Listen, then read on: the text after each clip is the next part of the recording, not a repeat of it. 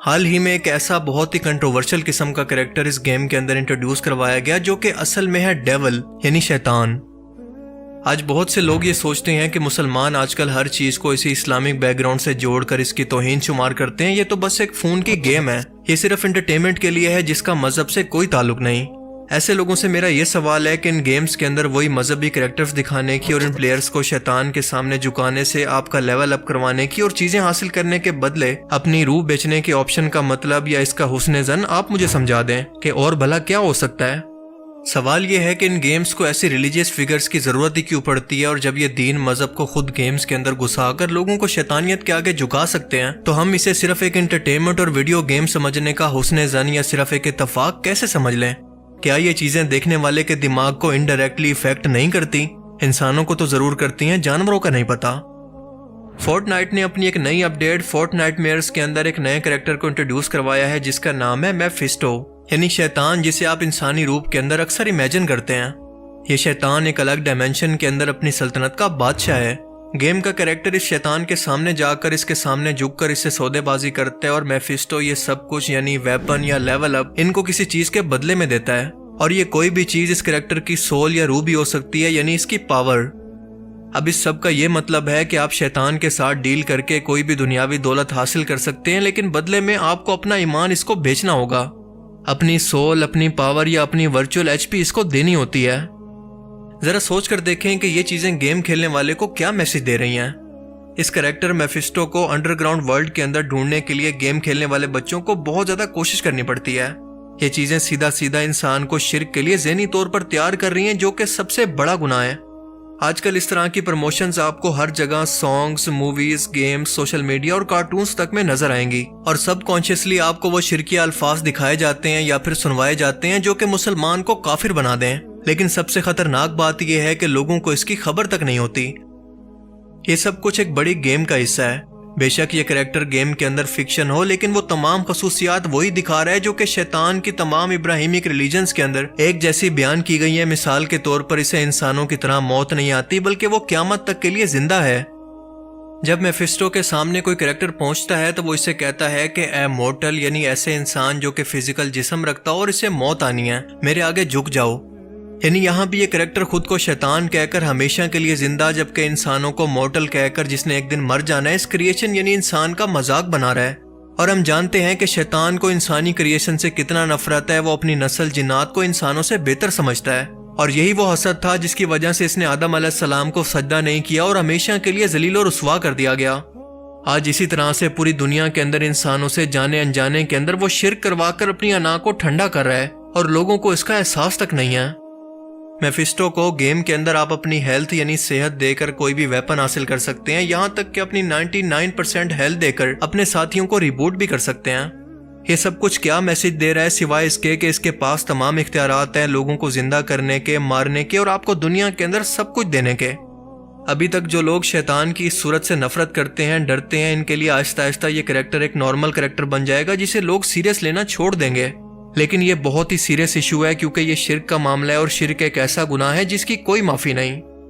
ابلیس یا شیطان انسان کا کھلا دشمن ہے، وہ آپ کا بھلا کبھی نہیں کر سکتا، اور اگر آپ کو ایسا لگے تو اس کا مطلب سمجھ جائیں کہ آپ اس کے بدلے میں اپنا ایمان، اپنی روح اس کو بیچ رہے ہیں۔ اس سے پہلے اسی طرح کی ایک بیٹل رائل گیم یعنی PUBG کے اندر بھی دیکھا گیا کہ ایک آئیڈل ایک بت کے سامنے کھیلنے والے لوگوں کو جھکنے کے لیے کہا جاتا تھا۔ اور جیسا کہ میں نے پہلے کہا تھا کہ شیطانیت کی پروموشن کے اندر ہالی ووڈ موویز بھی شامل ہیں، خاص طور پر مارول کے فکشن کریکٹرز۔ اس لیے آپ کے لیے یہ جاننا زیادہ حیرانگی کی بات نہیں ہوگی کہ مارول کے فکشن کریکٹرز کے اندر ایک کریکٹر میفسٹو بھی ہے جو کہ اس گیم کے اندر اسی نام کے ساتھ ایگزسٹ کرتا ہے۔ اصل میں یہ کریکٹر مارول کی کامک سے لیا گیا ہے۔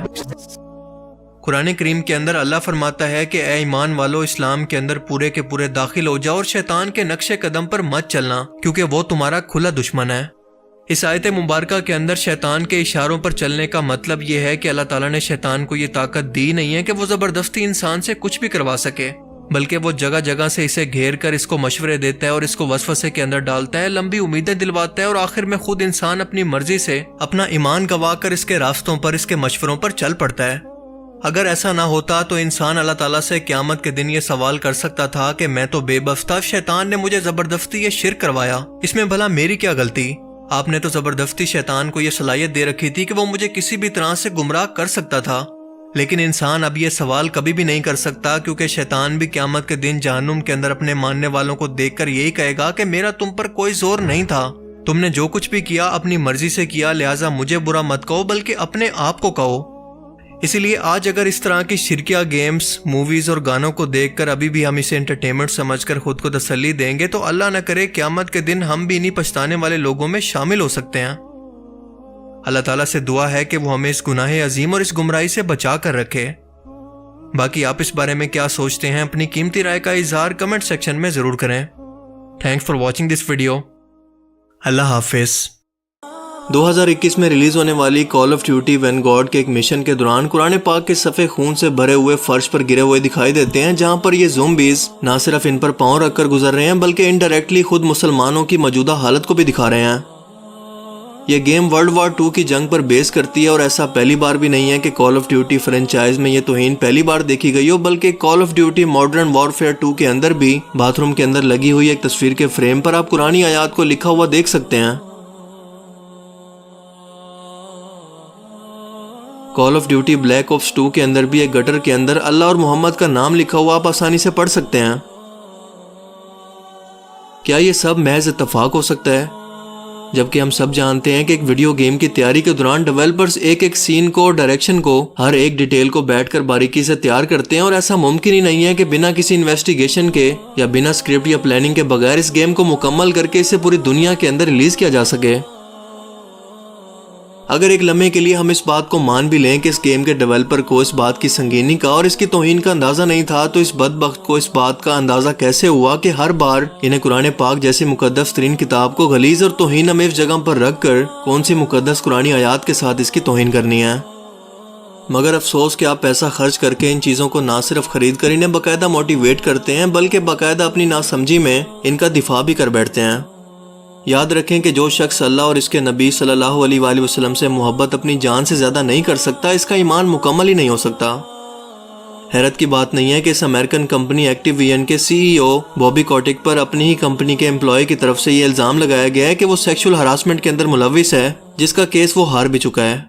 یعنی ایسی توہین امیز چیزوں کی امید آپ ایسی ہی ناپاک جگہوں سے ہی کر سکتے ہیں، لیکن حد تو یہ ہو گئی ہے کہ اس کمپنی نے اب اس کو عادت ہی بنا لیا ہے۔